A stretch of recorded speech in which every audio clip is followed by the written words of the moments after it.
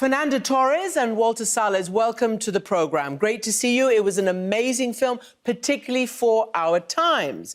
So let's get to the the basis of it.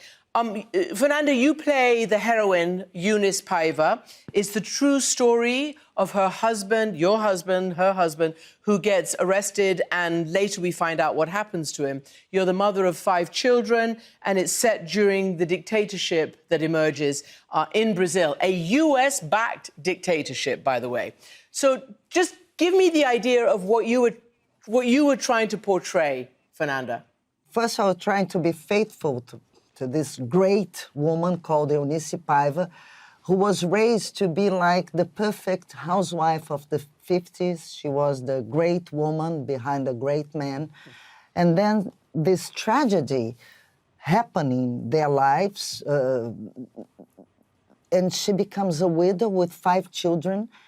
And then she goes back to law school. She reinvents herself. I think she finds who she really is after this tragedy, becomes a human rights lawyer, defender of the indigenous rights, of indigenous reserves, and become this amazing woman that nobody knew, actually.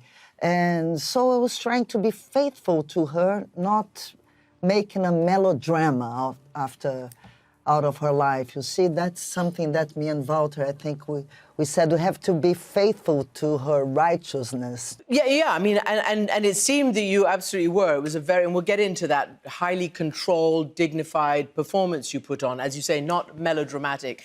But I'm really interested, Walter, because as we see what's going on in the world right now, and we see purges in many, many countries, even in democratic countries, what happened to Ruben Paiva, the heroine's husband, was essentially an anti-communist witch hunt purge.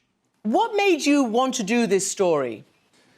Well, there were many layers to that, but I think that the common common idea was to offer a reconstruction of memory of that family, of the story of that mother and father and their 5 children, who happened to be close friends of mine in real life, and also rebuild collective memory, the memory of Brazil in that time, And the film is based on a book written by the youngest kid of the Paiva family. And it's an extraordinary book that allowed us to offer this reconstruction of this history that we thought was pretty much a reflection of our past. And little by little, we understood that it was also a film about our present as the zeitgeist started to change. I think that this is what truly united the whole crew and actors. We had the impression that we were doing a film that was for today and not only a film looking towards the past of the Brazilian dictatorship. Okay, so that's super interesting, and I just want to go a little bit further into it before getting to the first clip. Fernanda, what does that mean to you in terms of it being the zeitgeist of the moment? Brazil is a democracy now, although it did have that 26 years of military dictatorship. And your parents, I understand, were not only artists, but were subject to censorship and fear and the rest. Tell me what you remember about that. Well, I think I learned the word censorship, even like was mama, papa censorship, because they were so afraid, not afraid, they were theater producers, and before the opening, for instance, of a play, they had to do one session for the censor, and the censor could forbid the whole play, could cut pages of the play, so that was a constant problem for them. My father had like plays, a musical by Chico Buarque, totally forbidden. So this was like the common thing, but also we had like friends who were taken from home, just like Rubens Paiva. So I remember that pretty much. And then now what we saw, it was again this kind of witch hunting for communists. Everybody was a communist suddenly. It was a strange time again. And that's why Marcelo Rubens Paiva wrote the book, because his mother was having Alzheimer and beginning to forget, and he thought that the country also was starting to forget about what did it mean to live in a dictatorship. So it's a bridge between that time and now, you see? Exactly, and I guess you did on purpose. You use that memory idea by looking through photos a lot, collecting memories, you know, talking, etc. So I want to play the first clip that we have, which is essentially, yes, the dictatorship is there, but it's at the very beginning, and you are having a nice family day on the beach, and then there's a sort of a sinister background. Here we go. Vem. Eunice. Não, deixa que eu tiro. Não, você tem que aparecer na foto. É? Claro. Vamos lá. Atenção, todo mundo pronto? Vamos lá. Ninguém sério não, hein? Vai. Atenção. Abaixa a dentadura. 1, 2, 3 e... Foi. Droga.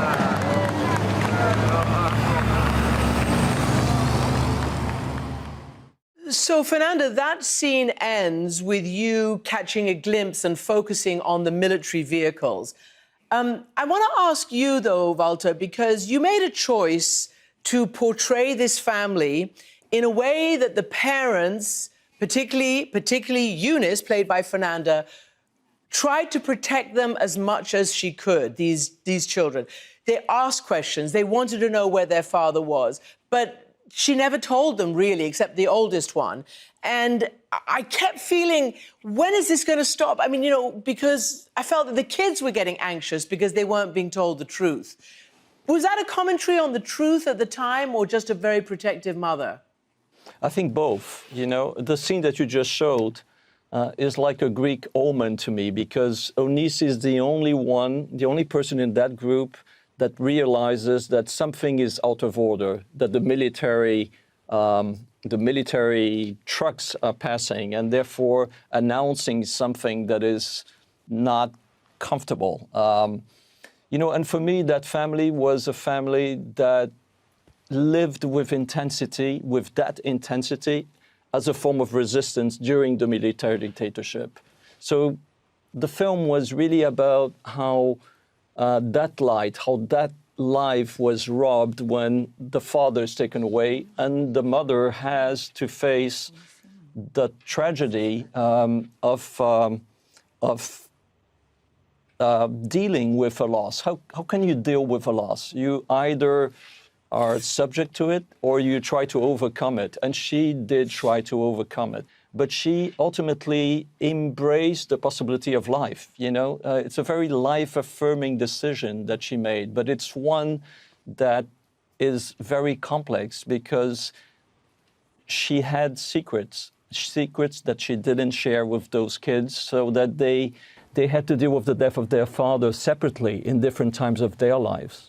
And interestingly, you know, each one figures out, and you portray this at the end of the film, when they knew their father was dead, because she never tells them. You, Fernanda, your character Eunice, never tells them until a certain period. But your controlled and stoic and dignified appearance and performance cracks at one time, and that is when some, you know, sinister, I don't know whether it's one of the regime or what, kills the dog, the family dog. And then in this scene that we're going to show, there is a car that is stationed outside your house all the time, and these unknown people, obviously they're from the regime, from the dictatorship, are basically watching you. Here's what happens on this occasion.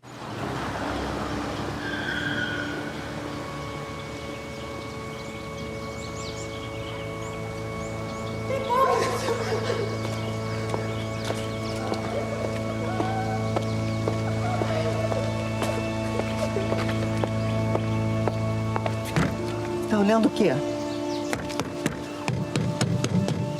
O que vocês querem? Cadê meu marido? Vai embora! Sai daqui, vai embora! Sai!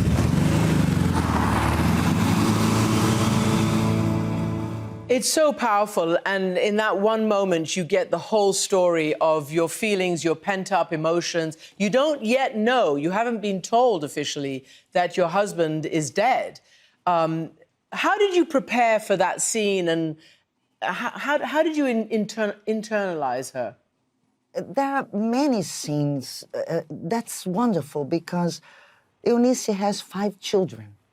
So she cannot sit and cry. She's not allowed to do it. It's a Greek figure. It's a Greek mother. She faces tragedy, and the only way for her to move on and to raise those children and to save their innocence in a way is to just say, smile and move on. And I never worked with it because normally as an actor, you want to show emotions. And in the case of Eunice, you have to restrain them. And the power of it is that the audience sits in the bottom of the chair like, please, do something. So there is something that the audience feels with you. You are not feeling and showing them. They are feeling for you. And I think this is very close to Greek tragedy. And about not telling the children, how can you tell a child that your father was tortured and killed by the state? It's something unbearable. So that's why this story is so powerful. It's a normal family, but facing something like Antigona, something in the size of Greek destiny, a Greek tragedy. And that's what's so powerful for me in the movie. Yeah, you mentioned Antigone, exactly. Walter Salles, there is a wonderful scene, and it's obviously true because you've depicted it, when the family, the Paiva family, Eunice and the kids, are trying to get the story out. Up until now, everybody's been afraid to talk publicly about it. Then they get a magazine to do a story. The magazine wants to show them smiling and a happy family. Tell me about that scene and what, in fact, Eunice decided to do for that shoot. Eunice was somebody in real life and in the film who architectured forms of resistance that were unheard of. And one of them that is quite unique is that whenever they were asked as a family, you know, to cry or to be portrayed as a sad family, she articulated and offered exactly the opposite, to be portrayed as a smiling family. That is, she never allowed herself to be portrayed as being part of a melodrama. She refused that. And the whole scene is about that, the one that you're referring. She realizes actually that one of the kids is smiling and then the second one is also smiling. And inspired by that, she really articulates that idea in the moment. And that's the beauty of it, is that it's not something that was completely rationalized. It's something that comes from the life of the family itself, you know. And it tells so much about a woman that fought, you know, according, not only to her beliefs, but also according to her intuition of the moment. And let me ask... those two things. Indeed. And let me ask you about, you know, the full circle and the reaction to today. It is a democracy now, your country, but you have said, I read, that you probably could not get this film done had it been during the Bolsonaro years. And that even after this film was released, evidence came of, you know, plots against your current president, Lula, trying to bring back Bolsonaro. It's very immediate, this stuff, right? Yeah. Yeah, you know, it took us 7 years to do the film. 7 years to be on your program, and we're so proud of this. It's the peak. It's the peak of our journey. But it also took 7 years because we did 3 years of research to make justice to the family, to make justice to the culture, to the authenticity of what we were portraying.